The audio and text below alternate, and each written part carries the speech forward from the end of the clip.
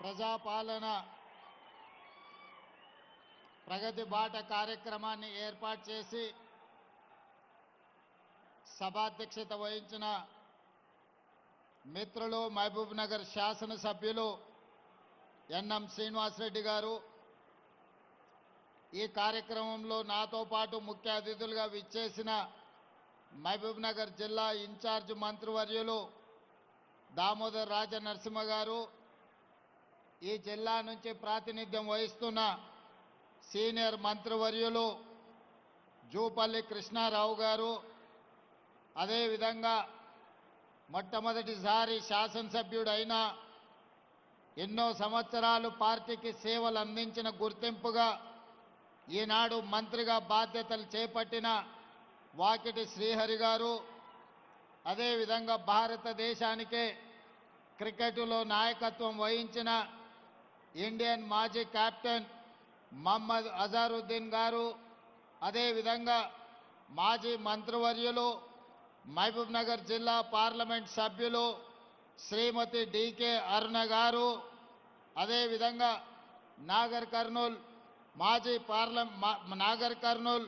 Parliament సభ్యులు ప్రభుత్వ మాజీ సలహాదారులు డాక్టర్ మల్లు రవి గారు, అదేవిధంగా ప్రభుత్వ ప్రత్యేక సలహాదారులు పెద్దలు చిన్నారెడ్డి గారు, ప్రభుత్వ మరో సలహాదారులు మాజీ పార్లమెంట్ సభ్యులు జితేందర్ రెడ్డి గారు, అదేవిధంగా ఈ దేవరకద్ర శాసనసభ్యులు మధుసూదన్ రెడ్డి గారు, జడ్చర్ల శాసనసభ్యులు అనిరుద్ రెడ్డి గారు, అదేవిధంగా వనపర్తి శాసనసభ్యులు తూడి మేఘారెడ్డి గారు, అదేవిధంగా నాగర్ కర్నూల్ శాసనసభ్యులు డాక్టర్ రాజేష్ రెడ్డి గారు, అదేవిధంగా షాద్నగర్ శాసనసభ్యులు ఈర్లపల్లి శంకర్ గారు, కల్వకుర్తి శాసనసభ్యులు కసిరెడ్డి నారాయణ రెడ్డి గారు, పరిగి శాసనసభ్యులు మిత్రులు పరిగి శాసనసభ్యులు రామ్మోహన్ రెడ్డి గారు, అదేవిధంగా శాసన మండలి సభ్యులు పెద్దలు దామోదర్ రెడ్డి గారు, వీరందరితో పాటు వేదిక మీద ఉన్న వివిధ కార్పొరేషన్లకు సంబంధించిన చైర్మన్లు, వివిధ శాఖలకు సంబంధించిన ప్రభుత్వ అధికారులు, ప్రాణ సమానులైన వేలాది మంది పాలమూరు బిడ్డలకు హృదయపూర్వకంగా నమస్కారాలు, ధన్యవాదాలు తెలియజేస్తున్నా. మిత్రులారా, ఈ నూతన సంవత్సరం సంక్రాంతి పండగ పాలమూరు జిల్లాకు వెలుగులు తీసుకురావాలని, ఈ జిల్లా దేశానికి ఆదర్శంగా అభివృద్ధి జరగాలని మనస్ఫూర్తిగా ఆలోచన చేస్తూ ఆకాంక్షిస్తూ ఆ దిశగా ప్రణాళికలు సిద్ధం చేసుకొని ఈనాడు ఐఐటి కావచ్చు లేదా మహబూబ్ నగర్ జిల్లా ముఖ్యంగా పట్టణ కేంద్రంలో వందలాది కోట్ల రూపాయల అభివృద్ధి కార్యక్రమాలను ఈరోజు మనం ప్రారంభించుకోవడం జరిగింది. మిత్రులారా, మీకు అందరికీ తెలుసు, పాలమూరు జిల్లా అంటే కష్టానికి మారు పేరు. ఈ దేశంలో ఎవరు ప్రాజెక్టు కట్టాలన్నా అది ఇక్కడ కట్టే శ్రీశైలమా, నాగార్జున సాగరా, ఎస్ఆర్ఎస్పీఆ కాదు. ఈ దేశంలో ఏ మూలకు సాగునీటి ప్రాజెక్టులు కట్టాలంటే తట్ట పని, పార పని, మట్టి పని పాలమూరు బిడ్డలే బాగా చేస్తారని ప్రసిద్ధి. ఈనాడు ఈ జిల్లా వెనుకబడడానికి కారణం ప్రధానంగా సాగునీటి ప్రాజెక్టులు పూర్తి కాకపోవడం. రెండవది, ఈ జిల్లాలో విద్యా అవకాశాలు లేకపోవడం వల్ల, చదువుకోకపోవడం వల్ల నిరక్షరాస్యత కూడా మన ప్రాంతానికి ఒక శాపంగా మారింది. నాకు తెలిసి అరుణమ్మ గారు చెప్పాలి, దేశంలోనే అత్యధిక వెనుకబడిన మండల కేంద్రంగా గట్టుకు ఈ దేశంలోనే గట్టు మండలం అత్యధిక వెనుకబడిన మండలంగా ఈరోజు గద్వాల ప్రాంతం ఉన్నది. అంటే ఈరోజు తెలంగాణ ప్రాంతంలో కష్టపడే తత్వం ఉన్న, నమ్మకంగా విశ్వాసంగా పనిచేసే పాలమూరు జిల్లా వెనుకబడడానికి కారణం ఆనాటి పాలకులు, ప్రభుత్వాలు మన జిల్లాకు చేయాల్సిన న్యాయం చేయలేదు, ఇవ్వాల్సిన నిధులు ఇవ్వలేదు. అందుకే సాగునీటి ప్రాజెక్టులు ప్రారంభించుకున్నా ఈనాటికి పూర్తి కాలేదు. ఈనాడు పదే పదే ప్రతిపక్షంలో ఉన్నవాళ్ళు ఈరోజు మాట్లాడుతున్నారు, మేమున్నప్పుడు గొప్ప గొప్ప విజయాలు సాధించినము, మీరు వచ్చిన తర్వాత ఈరోజు అన్ని పనులు ఆగిపోయినాయి అని నేను ఈ వేదిక మీద నుంచి అడగదలుచుకున్నా, ఈ వేదిక మీద నుంచి నేను వివరించదలుచుకున్నా, ఈ వేదిక మీద నుంచి పాలమూరు బిడ్డలను ఆలోచించండి అని నేను విజ్ఞప్తి చేస్తున్నా. ఈనాడు ఈ జిల్లాలో ప్రధానంగా నిర్మిస్తున్న ప్రాజెక్టులు, ప్రారంభమైన ప్రాజెక్టులు ఏ ఒక్కటైనా గతంలో 10 సంవత్సరాలు పరిపాలన కొనసాగించిన ఆనాటి తెలంగాణ రాష్ట్ర మొట్టమొదటి ముఖ్యమంత్రి గారు ఒక్క కొత్త ప్రాజెక్ట్ అయినా పాలమూరు జిల్లాకు మంజూరు చేసిండా అని నేను సూటిగా సవాలు విసురుతున్నా. ఈనాడు ఈ జిల్లాలో కడుతున్న ప్రాజెక్టులు, నిర్మాణం అర్ధాంతరంగా ఆగిపోయిన ప్రాజెక్టులు భీమా కావచ్చు, నెట్టంపాడు కావచ్చు, కోయిల్ సాగర్ కావచ్చు, జూరాల కావచ్చు, లేకపోతే పాలమూరు రంగారెడ్డి ఎత్తిపోతలు కావచ్చు, కల్వకుర్తి కావచ్చు, ఈరోజు కట్టిన శ్రీశైలం, పూర్తయిన నాగార్జున సాగర్ కావచ్చు, ఏ ఒక్క ప్రాజెక్ట్ అయినా కల్వకుంట్ల చంద్రశేఖరరావు గారు ముఖ్యమంత్రిగా ఉన్నప్పుడు ఈ జిల్లాకు మంజూరు చేసిండా? మీరు ఒక్కసారి ఆలోచన చేయండి. ఈనాడు నేను సూటిగా ఆనాటి ముఖ్యమంత్రి నేను సవాల్ చేయదలుచుకున్నా, మీరు అనుమతులు ఇచ్చిన ప్రాజెక్టు కానీ మీరు మంజూరు చేసిన ప్రాజెక్టు ఈ జిల్లాలో ఒక్కటైనా ఉందా మీరు చూపించండి. పాలమూరు రంగారెడ్డి ఎత్తిపోతల గురించి పదే పదే మాట్లాడుతున్నావు కదా, మొన్నటి శాసనసభలో పూర్తి వివరాలను బయటపెట్టిన మొట్టమొదటిసారి విఠల్ రావు గారి ప్రాజెక్టు గురించి డాక్టర్ వైఎస్ రాజశేఖర రెడ్డి గారికి విజ్ఞప్తి చేసిండ్రు. ఆ తర్వాత రాజశేఖర రెడ్డి గారి మరణంతో ఆగిపోయిన పాలమూరు రంగారెడ్డి డికే అరుణ గారు మంత్రిగా ఉన్నప్పుడు కిరణ్ కుమార్ రెడ్డి గారికి తీసుకెళ్లి ఎన్ఎం శ్రీనివాసరెడ్డి లాంటి శాసనసభ్యులు సంతకం చేసి ఆనాడు ఉమ్మడి రాష్ట్రంలో పాలమూరు జిల్లాకు పాలమూరు రంగారెడ్డి ఎత్తిపోతల పథకాన్ని 2013లో మంజూరు చేయించడం జరిగింది. మరి తెలంగాణ రాష్ట్రం వచ్చిన తర్వాత పూర్తి చేయాల్సిన ప్రాజెక్టులు 10 సంవత్సరాలు ఎందుకు పూర్తి చేయలేదు అని చెప్పి ఈరోజు నేను వారిని అడగదలుచుకున్నా. ఈరోజు మా గురించి మాట్లాడుతున్నావు కదా, పాలమూరు రంగారెడ్డి ఎత్తిపోతల పథకానికి 25,000 కోట్ల రూపాయలు కాంట్రాక్టర్లకు బిల్లులు ఇచ్చినవు తప్ప ఉద్దండాపూర్ భూసేకరణకు ఈరోజు ఎందుకు రైతులకు నష్టపరిహారం ఇవ్వలేదు అని నేను అడుగుతున్నా. మా అనిరుద్ధ్ వచ్చి అడుగుతున్నాడు, అన్నా ఉద్దండాపూర్ రైతు బాధితులకు, ముంపు బాధితులకు నువ్వు పెంచినావు, కొంత నిధులు విడుదల చేసినావు, మిగతావి నువ్వు విడుదల చేస్తే నువ్వు విడుదల చేస్తా అని చెప్తే నేను రైతులకు వెళ్ళి చెప్పుకుంటా అని చెప్పి ఈరోజు ఎమ్మెల్యే గారు అడుగుతున్నారు. ఈనాడు బీమా కావచ్చు, కొన్ని సంగం బండలో ఒక బండ వలగొడితే 12 కోట్ల రూపాయలు ఇస్తే 10,000 ఎకరాలకు నీళ్లు వచ్చేది, 10 గ్రామాలకు నీళ్లు వచ్చేది. 10 కోట్ల రూపాయలు కూడా నువ్వు ఇయ్యకపోతే సంగం బండలో బండ వలగొట్టలే. కానీ నేను ముఖ్యమంత్రి అయిన తర్వాత సంగం బండ వలగొట్టడానికి నిధులు ఇచ్చిన. ఇవాళ భూసేకరణకు సంబంధించి కసిరెడ్డి నారాయణ రెడ్డి వేదిక మీదనే ఉన్నాడు, శాసన మండలి సభ్యుడు ఉన్నప్పుడు ప్రయత్నం చేసిండు. కల్వకుర్తి ఎత్తిపోతల భాగంగా భూసేకరణకు నిధులు మంజూరు చేయండి, చివరి ఆయకొట్టైనా కీర్తిశేషులు జైపాల్ రెడ్డి గారి సొంత మండలం మాడుగుల వరకు నీళ్లు వస్తాయని నిధులు అడిగితే ఆనాడు ఆ నిధుల మంజూరు జరగలే. కానీ నేను ముఖ్యమంత్రి అయిన తర్వాత కసిరెడ్డి నారాయణ రెడ్డి గారు, డాక్టర్ మల్లు రవి గారు వచ్చి కల్వకుర్తి శాసనసభ నియోజకవర్గంలో కృష్ణానది జలాలు పారాలి, మాడుగులకు నీళ్లు రావాలి అనంటే 70-75 కోట్ల రూపాయలు భూసేకరణకు చెల్లించాలి, రైతులను ఆదుకోండి అని చెప్తే మన ప్రభుత్వం వచ్చిన తర్వాతనే ఇవాళ భూసేకరణ నిధులు విడుదల చేసినాం, ఉద్దండాపూర్కి నిధులను విడుదల చేసినాం. ఈనాడు మనం ఏదైతే చర్చ జరుగుతున్నదో మక్తల్ నారాయణపేట కొడంగల్ ఎత్తిపోతల పథకం ఆషామాషిగా రాలే. ఆనాడు చిట్టెం నర్సిరెడ్డి గారు, రాజశేఖర రెడ్డి గారు ముఖ్యమంత్రి ఉన్నప్పుడు కర్ణాటక సరిహద్దుల్లో ఉన్న మక్తల్ నారాయణపేట కొడంగల్ ఎత్తైన ప్రాంతం, ఈ ప్రాంతానికి నీళ్లు రావాలంటే ఎత్తిపోతల పథకం ద్వారానే వస్తాయి. భీమా ఎక్స్టెన్షన్ ప్రాజెక్టు కింద నిధులు మంజూరు చేయించమని చిట్టెం నర్సిరెడ్డి గారు అడిగారు.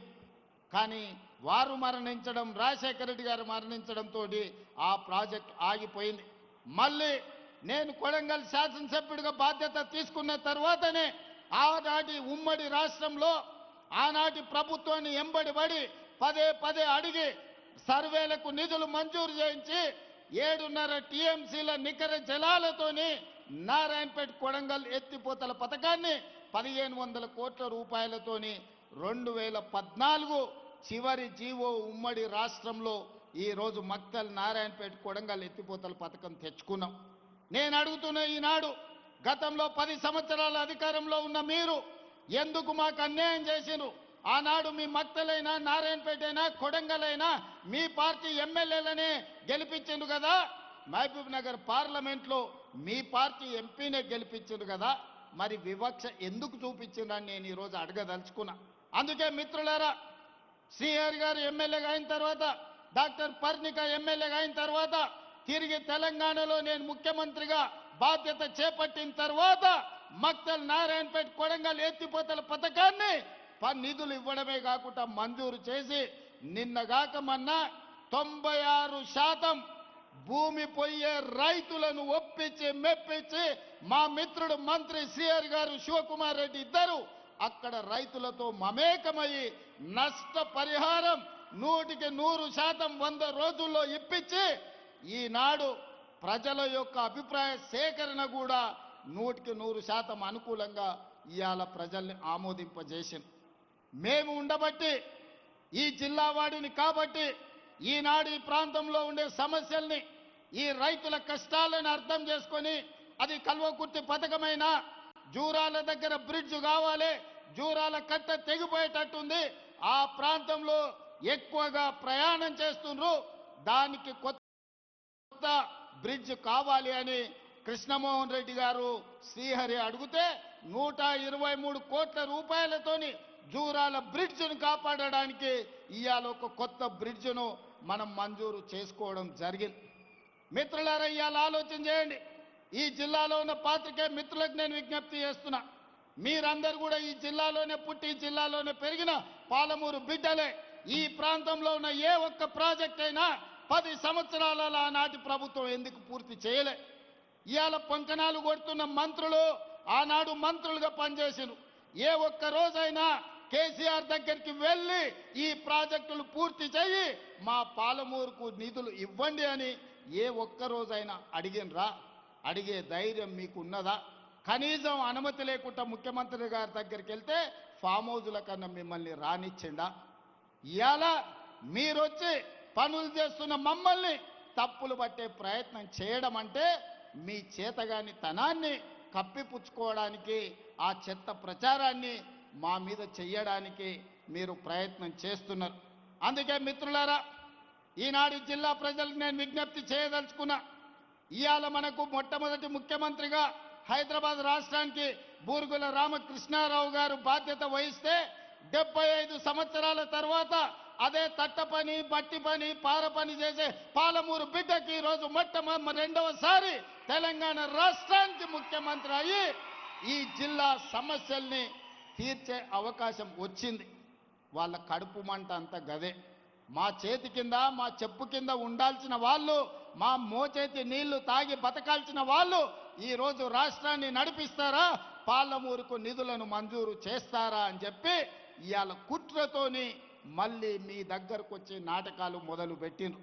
అందుకే నేనన్నా, ఇవన్నీ కాదు, సభలు పెట్టుడు, ఉపన్యాసాలు ఇచ్చుడు, జబ్బలు జరుచుకున్నాడు కాదు, శాసనసభలోకి రా, చర్చ చేద్దాము, ఎవరు ఏందో ప్రజలకు చెబుదామని శాసనసభలో సవాలు విసిరిన. రోజంతా చర్చ పెట్టిన, నీళ్లు నిజాలు ప్రజలకు వివరించిన. నిజంగానే తెలంగాణకు వాళ్ళు ప్రాజెక్టులు తెచ్చుంటే, తెలంగాణ ప్రాజెక్టుల నిర్మాణం పూర్తి చేసి ఉంటే శాసనసభలో మనల్ని అడగడానికి, కడగడానికి వాళ్ళకి అవకాశం ఉండే. మరి ఎందుకు పారిపోయినరో సభ నుంచి మీరు ఒక్కసారి ఆలోచన చెయ్యండి. ఈనాడు శాసనసభలో చర్చ పెడితే చర్చకు రానోళ్ళు, ప్రజల సమస్యల గురించి మాట్లాడనోళ్ళు ఇవాళ మనల్ని ప్రశ్నించే వాళ్ళ మీరు ఒక్కసారి ఆలోచన చేయండి. అందుకే మిత్రులారా, ఈనాడు ఐఐటి కావచ్చు, ఇంతకుముందే పెద్దలు జితేందర్ రెడ్డి గారు చెప్తున్నారు, తొందరలోనే డీకే అరుణమ్మ గారి మద్దతు ఐఐఎం మనం తెలంగాణకు తెచ్చుకోవాలి, ఐఐఎంను కూడా మహబూబ్ నగర్ జిల్లానే ఎక్కడనో ఒక దగ్గర మీరు ఇవ్వాలి అని. నాకు ఎలాంటి అభ్యంతరం లేదు. మా అరుణమ్మతో కలిసి ప్రధానమంత్రి మోడీ దగ్గరికి వెళ్ళి తెలంగాణకు ఐఐఎంని ఇవ్వమని అడిగి ఐఐఎంను సాధించుకొని ఏదో ఒక స్థానంలో పాలమూరులోనే ఐఐఎంను మనం ప్రారంభించుకుందాం. ఎందుకంటే ఈనాడు ప్రభుత్వం దగ్గర పంచడానికి భూములు లేవు. ఈనాడు ఉచితంగా ఏమిచ్చినా అది శాశ్వతం కాదు. విద్య ఒక్కటే శాశ్వతం. ఇవాళ ఈ వేదిక మీద ఉన్న ఐఏఎస్లైనా, ఈ వేదిక మీద ఉన్న ప్రజాప్రతినిధులైనా చదువుకోబట్టే, విజ్ఞానం ఉండబట్టే ఈరోజు రాష్ట్రాన్ని, దేశాన్ని ఏలగలిగిన ఐఏఎస్ ఐపీఎస్ లైన్. అందుకే మొట్టమొదటి ప్రధానమంత్రి పండిత్ జవహర్లాల్ నెహ్రూ గారు ఇచ్చిన స్ఫూర్తితో ఎడ్యుకేషన్, ఇరిగేషనే మా మొదటి ప్రాధాన్యత. తెలంగాణ రాష్ట్రంలో అత్యధికంగా అభివృద్ధి చెందిన జిల్లాగా ఎడ్యుకేషన్లో, ఇరిగేషన్లో ఎవరైనా ఇతర రాష్ట్రాల నుంచి, ఇతర దేశాల నుంచి తెలంగాణ పర్యటనకు వస్తే పాలమూరు జిల్లానే చూపించాలనేది నా కల. ఒకప్పుడు టోనీ బ్లేయర్ వచ్చినా, బిల్ గేట్స్ వచ్చినా, విదేశీ పర్యాటకులు ఎవరు వచ్చినా ఆనాటి ముఖ్యమంత్రులు వాళ్ళను పాలమూరు జిల్లాకు తీసుకొచ్చేటోళ్ళు. ఎందుకయ్యా అంటే మన పేదరికాన్ని చూపించడానికి, మన వెనుకబాటుతనాన్ని చూపించి, అయ్యా మేమందరం వెనుకబడ్డాం, పాలమూరు వాళ్ళు నిరక్షరాస్యతతో కొట్టుమిట్టాడుతున్నాడు, పాలమూరు జిల్లా ప్రజలు వలసలు పోతున్నారు, తినడానికి తిండి లేదు, కట్టుకోవడానికి బట్టలు లేవు, ఈ పేదరికాన్ని చూసి మాకేమైనా బిచ్చమయ్యా అని అడుక్కోవడానికి మనల్ని చూపించేవాళ్ళు. ఇది ఎంత బాధాకరమైన విషయమో ఒక్కసారి ఆలోచన చెయ్యండి. పేదరికాన్ని చూపించడానికి ప్రభుత్వం గ్రాంట్స్ అడగడానికి పాలమూరు జిల్లాను ఒకనాడు చూపించేది. ఇక ఏమాత్రం ఇది సహించరానిది. మన పేదరికం కాదు, మన అభివృద్ధిని చూపించాలి, మన చదువులను చూపించాలి, మన విజ్ఞానాన్ని చూపించాలి, మనం కట్టుకున్న ప్రాజెక్టులు చూపించాలి. మన ప్రాంతంలో ఐఐటీలో చదువుకున్న వాళ్ళు, ఐఐఎంలో చదువుకున్న వాళ్ళు, ఐఏఎస్ ఐపీఎస్లు అయిన వాళ్ళను పాలమూరు జిల్లా నుంచి ఈరోజు దేశానికే సేవలు అందిస్తుందని మన అభివృద్ధి చెందిన ప్రాంతంగా మనల్ని చూపించుకోవాలి. ఈ అవకాశం మళ్ళీ మళ్ళీ మనకు రాదు. వచ్చిన అవకాశాన్ని అందిపుచ్చుకోవాలి. ఈ మహబూబ్ నగర్ జిల్లాలో ఉన్న ప్రతి విద్యార్థులకు నేను చెప్తున్నా, క్రమశిక్షణతో చదువుకోండి, జీవితంలో పైకి రాండి.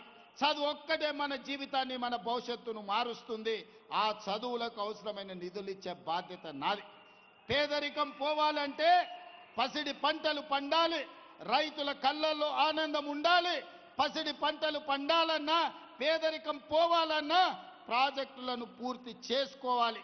అందుకే ఈనాడు పాలమూరు రంగారెడ్డి ఎత్తిపోతల పథకాన్ని, ఈనాడు ఎస్ఎల్బిసి పథకాన్ని, ఈనాడు మక్తల్ నారాయణపేట కొడంగల్ ఎత్తిపోతల పథకాన్ని, లేకపోతే జూరాలలో పెండింగ్ ఉన్న పనులను అన్నిటినీ పూర్తి చేయడానికి, ఆర్డిఎస్ ప్రాజెక్టును పూర్తి చేయడానికి, ఆ పెండింగ్ పనులను అన్నిటిని కూడా పూర్తి చేసే బాధ్యత ఈ ప్రభుత్వం తీసుకుంటుంది. నా సూచన ఒక్కటే, మా సహచర ఎమ్మెల్యేలకు ఎక్కడెక్కడైతే భూసేకరణ ఉందో, ఎక్కడెక్కడైతే R&R ప్యాకేజీలు పెండింగ్ ఉన్నాయో, మొట్టమొదట నష్ట పరిహారం వాళ్లకు ఇప్పించండి. నిన్న నేను ఆదిలాబాదులో చనాక కొరాట, అదే విధంగా మిగతా ప్రాజెక్టులను సదర్మాట్ బ్యారేజ్ను నేను ప్రారంభిస్తే మేము సిద్ధం చేసినాం. రేవంత్ రెడ్డి వచ్చి ఫోటోలు దిగుతున్నాడని ఒక మారీచుడు మాట్లాడింది. నేను మొన్న చెప్పిన, పురాణాలలో మీకు తెలుసు, శుక్రాచార్యుడు రాక్షసులకు గురువు. ఆయన ప్రియమైన శిష్యులు మారీచుడు, సుబాహుడు. ఎక్కడ దేవతలు యజ్ఞాలు చేసినా, ఎక్కడ దేవతలు యాగాలు చేసినా, ఎక్కడ లోక కళ్యాణం కోసం వాళ్ళు యజ్ఞం చేసినప్పుడు వాటిని భగ్నం చేయడానికి శుక్రాచార్యుడు మారీచుణ్ణి, సుబాహుల్ని పంపించేటోడు. ఏ మాత్రం లోక కళ్యాణం జరగొద్దు, అక్కడ యజ్ఞాలు యాగాలను భగ్నం చేయండి అని. ఇవాళ కూడా ఒక శుక్రాచార్యుడు ప్రతిపక్ష నాయకుడిగా ఉన్నాడు, శాసనసభకు రమ్మంటే రాడు, శుక్రాచార్యుడు వై ఫామ్ హౌస్లు ఉంటాడు. మారీచుని, సుబాహుల్ని బామ్మార్దుల ముసుగుల్లో అసెంబ్లీకి పంపించి ప్రాజెక్టులను అడ్డుకోమని ఈరోజు కుట్రలు కుతంత్రాలు చేస్తున్నాడు. కానీ మారీచుడు మాయలేడి రూపంలో వస్తే రాముడు బాణానికి ఏమైందో మీకు తెలుసు కదా. ఇలాంటి శుక్రాచార్యులను, మారీచులను, సుబాహులను వధించగలిగిన శక్తి, రాక్షసులను కట్టి పడేసే బలము పాలమూరు బిడ్డకు ఉంది. మాకు వ్యూహము తెలుసు, ఎత్తుగడ తెలుసు, దెబ్బకు దెబ్బ తీయడం కూడా తెలుసు. ఆనాడు చెల్లిందేమో పెద్దలు జైపాల్ రెడ్డి గారు, జానారెడ్డి గారు ఉన్నప్పుడు. ఈనాడు అది చెల్లదు. మాకు తెలుసు ఎవరు ఎట్లొస్తారో, ఏ రూపంలో వస్తారో, ఏ మారు వేషంలో వచ్చినా, మాయలేడి రూపంలో వచ్చినా పాలమూరు జిల్లాలు ప్రజలు గుర్తుపడతారు, కర్రు కాల్చి వాత పెడతారు. మీరు ఎలాంటి ఆశలు పెట్టుకోకండి. ఇవాళ ఆయన చెప్తుండు మేము గొప్పలు చేసినామని, మేము అభివృద్ధి చేసినామని, మేము పరిశ్రమలు తెచ్చినామని, మేము ఉద్యోగాలు ఇచ్చినామని, మేము ప్రాజెక్టులు కట్టినామని, భూములకు నీళ్లు ఇచ్చినామని. నేను ఒక్కటే మాట అడగదలుచుకున్నా. 10 ఏళ్ళు 20 లక్షల కోట్లు మీ చేతులకు వచ్చినాయి. అవి ఎక్కడికి పోయినావో లెక్క చెప్పలే. ప్రాజెక్టులు కట్టుంటే మీరు కట్టిన కాళేశ్వరం 3 ఏళ్లలోనే కూలేశ్వరం అయిపోయింది. 1,00,000 కోట్లు ఖర్చు పెట్టిన ప్రాజెక్టు అక్కడున్నది. పాలమూరు పూర్తి కాలే, ఎస్ఎల్బిసి పూర్తి కాలే, డిండి పూర్తి కాలే, కల్వకుర్తి ఎత్తిపోతలు పూర్తి కాలే, భీమా నెట్టంపాడు కోయిల్ సాగర్ పూర్తి కాలే, మక్తల్ నారాయణపేట కొడంగల్ పూర్తి కాలే. ఇక మీరు కట్టిన సాగునీటి ప్రాజెక్టులు ఎక్కడున్నాయని నేను అడుగుతున్నా. ఇంతకుముందే అరుణమ్మ గారు చెప్పిండ్రు, గురుకులాల పేరు మీద పేద విద్యార్థులకు పాఠశాలలు ఇచ్చిండు. ఉండడానికి గూడు లేదు, కనీసం స్నానాలు చేయడానికి బాత్రూంలు లేవు. ఆడపిల్లలు మగపిల్లలు ఎక్కడికి పోవాలని అరుణమ్మ అడిగాను. మరి 20 లక్షల కోట్ల రూపాయలు ఈ విద్యార్థుల కోసం ఖర్చు పెట్టినుంటే 20,000 కోట్ల రూపాయలు ఈ 10 ఏళ్లలో సంవత్సరానికి 2,000 కోట్ల రూపాయలు ఖర్చు పెట్టుంటే ఈ పేద విద్యార్థులకు కార్పొరేట్ కళాశాలలతో పోటీపడి ఈ రోజు మొత్తం అభివృద్ధి జరిగి ఉండేది కదా. ఎందుకు రాలేదు? ఎక్కడికి పోయినాయి ఆ నిధులని నేను అడుగుతున్నా. ఇదే కాదు, డబుల్ బెడ్రూమ్లు ఇస్తా అన్నాడు, దళితులకు 3 ఎకరాల భూమి ఇస్తా అన్నాడు. నేను ఈడు వచ్చిన వాళ్ళందరిని అడుగుతున్నా, మా అక్కల్ని ముఖ్యంగా, అక్క ఎవరికైనా డబుల్ బెడ్రూమ్ ఇల్లు వచ్చిందా? 10 ఏళ్లలో సంవత్సరానికి 2 లక్షల ఇల్లు కట్టుంటే కూడా 10 ఏళ్లలో పేదోళ్ళకి 20 లక్షల ఇల్లు వచ్చి ఉండేది. ఆనాడు ప్రభుత్వంలో అరుణమ్మ దామోదర్ గారు, వీళ్ళందరూ జూపల్లి గారు మంత్రులు 10 ఏళ్లలో 25 లక్షల ఇందిరమ్మ ఇండ్లు మంజూరు చేశారు. అందుకే ఎన్నికలప్పుడే సవాలు విసిరిన, డబుల్ బెడ్రూమ్ ఇండ్ల గురించి మాట్లాడితే ఏ ఊర్లో ఇందిరమ్మ ఇండ్లు ఉన్నాయో గా ఊర్లో నేను ఓట్లు అడుగుతా. ఏ ఊర్లో నువ్వు డబుల్ బెడ్రూమ్ ఇండ్లు కట్టువో ఆ ఊర్లో నువ్వు ఓట్లు అడుగు. ఏ ఎమ్మెల్యేకైనా నీ పార్టీలో డిపాజిట్ వస్తే నేను ముక్కు నేలకు రాస్తానే ఆ ఎల్ల చెప్పిన.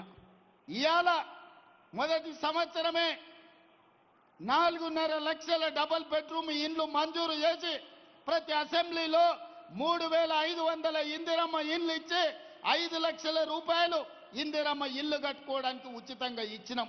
ఇవాళ పేదోళ్ళ కళ్ళల్లో ప్రతి గ్రామంలో ఇందిరమ్మ ఇండ్ల పనులు నడుస్తున్నాయి. మీడియా మిత్రులారా, మీరు ఏ గ్రామమైనా చూడండి, 10 ఇండ్లో 20 ఇండ్లో 30 ఇండ్లో పేదోళ్ళ ఇందిరమ్మ ఇల్లు. నియోజకవర్గానికి 3,500 ఇండ్లు, 4.5 లక్షలు 100 నియోజకవర్గాల్లో ఇచ్చినాం. 22,500 కోట్ల రూపాయలు పేదోళ్లకు మంజూరు చేసి ఇవాళ ఇందిరమ్మ ఇండ్లు కట్టిస్తున్న ప్రభుత్వం మాది 2 ఏళ్లలోనే. ఇదే కాదు, ఆనాడు రేషన్ షాప్ కాడ దొడ్డు బియ్యం ఇస్తే బర్లకు దానబెట్టనిక కూడా ఉండేది కాదు. 11 రూపాయలు మా అక్కల ఆన్నే అమ్మొచ్చేది. ఒకవేళ ఇంటికి తెస్తే బర్లకు దానబెట్టేది. అంతేనా అక్క?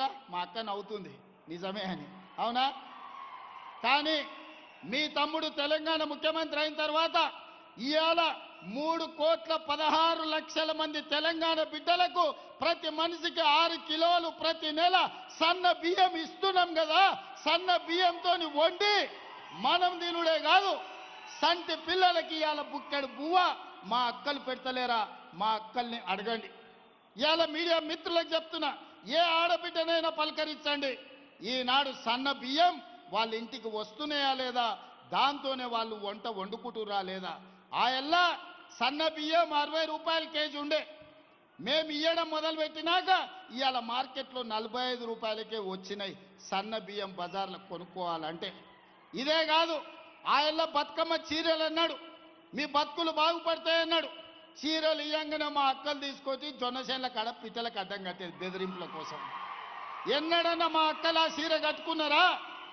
మా ఆడబిడ్డలు ఈయనే ఉన్నారు, మీరు ఇంటర్వ్యూ చేయండి వరుస పెట్టి. మొన్న మేము ఇచ్చినాం ఇందిరమ్మ చీర.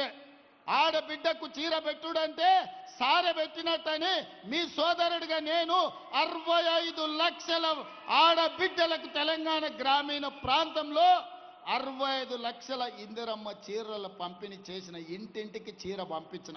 పట్టణాలలో 35 లక్షలు మళ్ళీ పంచబోతున్నాయి. ఎందుకంటే పరిశ్రమలు తయారు చేసి ఇవ్వలేదు. 1 కోటి మంది ఆడబిడ్డలకు ఇందిరమ్మ చీరలు సారె పేరు మీద ఈ రోజు నేను పంపించిన చాలా మంది కెమెరాలలో కనిపిస్తున్నారు. ఇందిరమ్మ చీరలు కట్టుకొని ఈ సభకు మా ఆడబిడ్డలు వచ్చింది. పండుగ పూట నాడు ఆడబిడ్డ సంతోషంగా కట్టుకునే చీర పుట్టింటి నుంచి పెట్టే చీర. అట్లాంటి చీరలలో కూడా సూరత్ నుంచి కిలోలలో కొనుక్కొచ్చి కమిషన్లు కొట్టేసిన నీతి జాతి నీది. ఆడబిడ్డల చీరలు కూడా వదలని జాతి నీది దోసుకున్నావు. నువ్వు మా గురించి మాట్లాడే భూమి ఉన్నోళ్ళకు ఉచిత కరెంటు ఆనాడు వైఎస్ రాజశేఖర రెడ్డి గారు మొదలుపెట్టిండు. పేదలు పట్టణాలలో నేను పోయినప్పుడు భూమి ఉన్నోళ్ళకు ఉచిత కరెంటు ఉంది, కానీ మా ఇంటి బిల్లు ఎవరు కడతారు నాయన అని అడిగారు. అందుకే ఈరోజు 52 లక్షల పేదల కుటుంబాలకు 200 యూనిట్లు ఇళ్లల్లా ఉచిత కరెంటు బిల్లు లేకుండా చేసి మా ఆడబిడ్డలు ఫ్యాన్ వేసుకున్నా, టీవీ పెట్టుకున్నా, ఫ్రిడ్జ్ పెట్టుకున్నా ఈరోజు ప్రతి ఇంటికి 52 లక్షల మందికి 200 యూనిట్లు ఉచిత కరెంటు ఇస్తలేమా? మా రిపోర్టర్లు సోదరులు కూడా కొందరికన్నా ఈ పథకం అందుబాటులోకి వచ్చే ఉంటుంది. ఎందుకంటే చాలామంది అందులో తిరుపతి చేయెత్తుతూనే ఉన్నాడు, ఆయనకు వస్తున్నట్టే ఉంది చూస్తుంటే. ఎందుకంటే చాలామంది రిపోర్టర్లు కూడా పేదోళ్ళు ఉన్నారు. 200 యూనిట్లు ఉచితంగా ఇచ్చినాం. ఇట్లా చెప్పుకుంటూ పోతే ఆడబిడ్డలకు మహిళా సంఘాల నాడు పెడితే మహిళా సంఘాలను నిర్వీర్యం చేసి స్వయం సహాయక సంఘాలకు రూపాయి ఉట్టకుట్ట చేసింది. కానీ 2 ఏళ్లల్లా 27,000 కోట్ల రూపాయలు సున్నా మిత్తితో ఆడబిడ్డలకు ఇస్తే ఇవాళ ఆడబిడ్డల చేతుల నగదు ఆడుతుంది. నగదే కాదు, ఆడబిడ్డల ఆర్టీసీలో నేను ఇవాళ మా అక్కల్ని అడుగుతున్నా, ఈ 2 ఏళ్లల్లా ఎక్కడికైనా బస్సు ప్రయాణం చేస్తే ఎవరన్నా చిల్లి గవ్వనన్న మిమ్మల్ని అడిగినరా అక్క మీరు చెప్పండి. 2 ఏళ్ల నుంచి అద్భుతంగా ఆడబిడ్డలకు ఆర్టీసీ బస్సులో ఉచిత ప్రయాణం ఇచ్చి మీరు ఆత్మ గౌరవంతో అమ్మగారి ఇంటికి పోయేటట్టు అమ్మోరిని దర్శించుకోవాలన్నా, జోగులాంబ తల్లిని దర్శించుకోవాలన్నా, మన్నెంకొండ వెంకటేశ్వర్ల స్వామిని దర్శించుకోవాలన్నా ఇవాళ మీకు ఉచిత బస్సు ప్రయాణం ఇయ్యలేదా? ఎవరన్నా ఒక్క రూపాయి అడిగినరా? ఎవడన్నా అడిగితే నా ఫోటో జేబులో పెట్టుకొని తీసి చూపిరిగో ఈయన దగ్గర పోయి తెచ్చుకోపోయి కిరాయి పైసలు.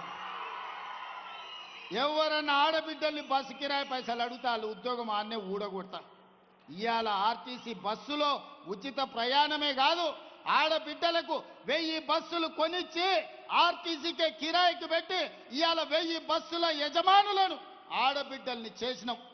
నారాయణపేటలో పెట్రోల్ బంకు నడుపుతామంటే మహిళా సంఘాలకు ఈరోజు ల్యాండ్ ఇచ్చి పెట్రోల్ బంకులు నడుపుకునేది ప్రతి జిల్లాల ఆడబిడ్డలకి ఇవాళ పెట్రోల్ బంకులు నడపడానికి ఈరోజు మనం అవకాశం ఇచ్చినాం.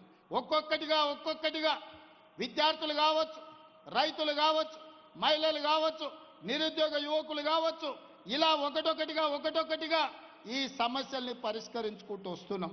2 ఏళ్ళు కూడా కాలేదు, శుక్రాచార్యుడు సుబావులు మారీచుడు ఇవాళ బయలుదేరు నువ్వు దిగిపో అని. ఏం మీ అయ్యా జాగిరా లేకపోతే మీ తాతలు ఇచ్చిన ఆస్తా?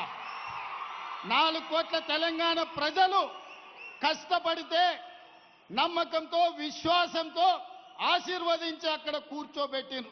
నీ తాతలు ఇచ్చిన ఆస్తి కాదు నువ్వు అడిగితే చెప్తే దిగిపోవడానికి.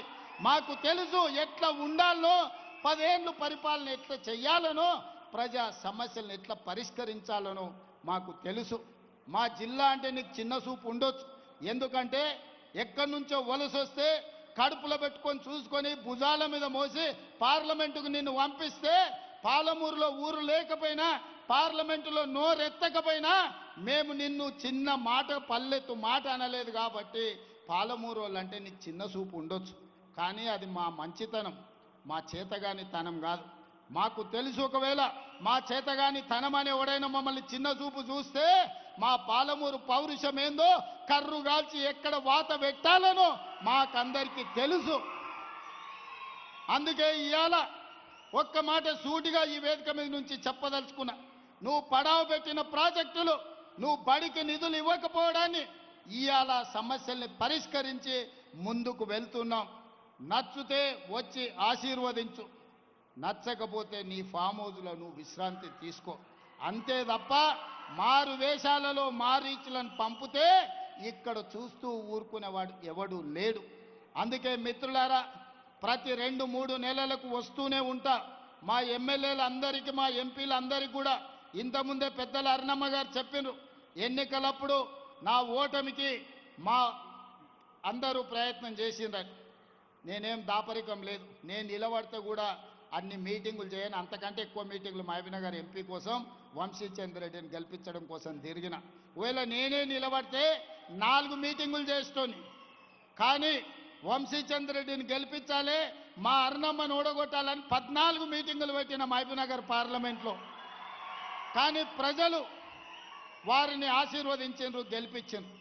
ఎన్నికలు అయిపోయినాయి. ఎన్నికల తర్వాత రాజకీయాలు లేవు, కుట్రలు కుతంత్రాలు లేవు. ఈ దేశానికి ప్రధానమంత్రి నరేంద్ర మోడీ, మహబూబ్ నగర్కు పార్లమెంట్ సభ్యులు డీకే అరుణమ్మ, తెలంగాణ రాష్ట్ర ప్రభుత్వంలో మేమున్నాం, కేంద్ర ప్రభుత్వంలో వాళ్ళు ఉన్నారు.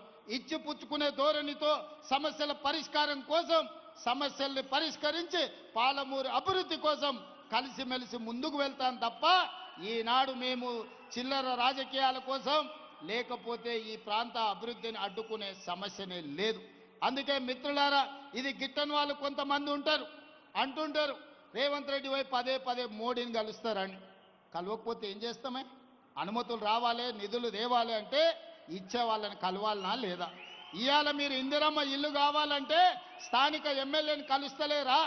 మీ వార్డులో పని ఉంటే వార్డు మెంబర్ను, సర్పంచ్ను కలుస్తలేరా?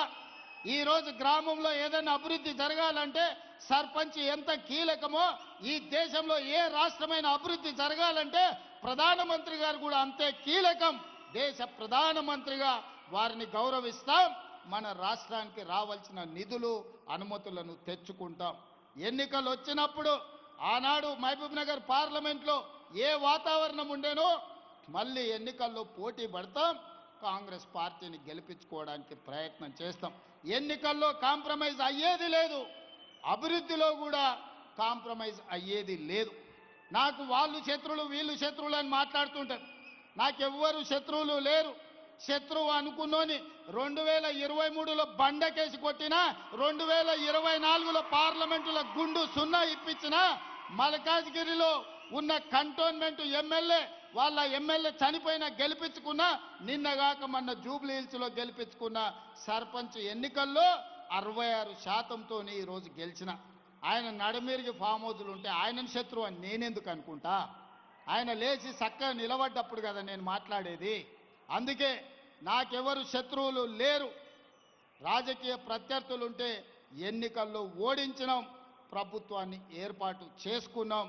అందుకే నా శత్రువులు అక్షరాస్యత లేకపోవడం, నా శత్రువు పేదరికం, నా శత్రువులు ఎవరైనా ఉన్నారంటే మహిళలకు అన్యాయం చేసేవాళ్ళు నా శత్రువులు, విద్యార్థులకు నష్టం కలిగించేటోళ్ళు నా శత్రువులు, చదువుకోకుండా ఊరు మీద తిరిగే వాళ్ళు నా శత్రువులు, చదువుకోకుండా అడ్డు తగిలే వాళ్ళు నాకు శత్రువులు తప్ప పేదరికాన్ని నిర్మూలించడమే నా బాధ్యత.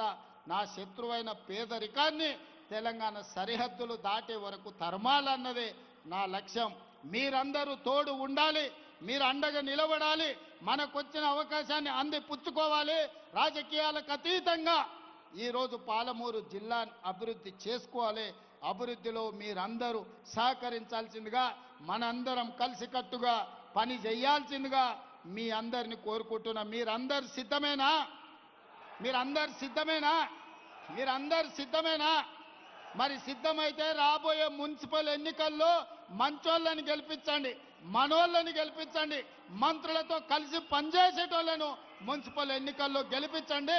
మున్సిపల్ ఎన్నికల తర్వాత మళ్ళీ వస్తా, మిమ్మల్ని కలుస్తా, మళ్ళీ 100 కోట్ల నిధులు తెచ్చి పాలమూరు జిల్లాను అభివృద్ధి చేసే బాధ్యత నాది, మనందరిదని తెలియజేస్తూ మీ అందరి దగ్గర సెలవు తీసుకుంటున్నా.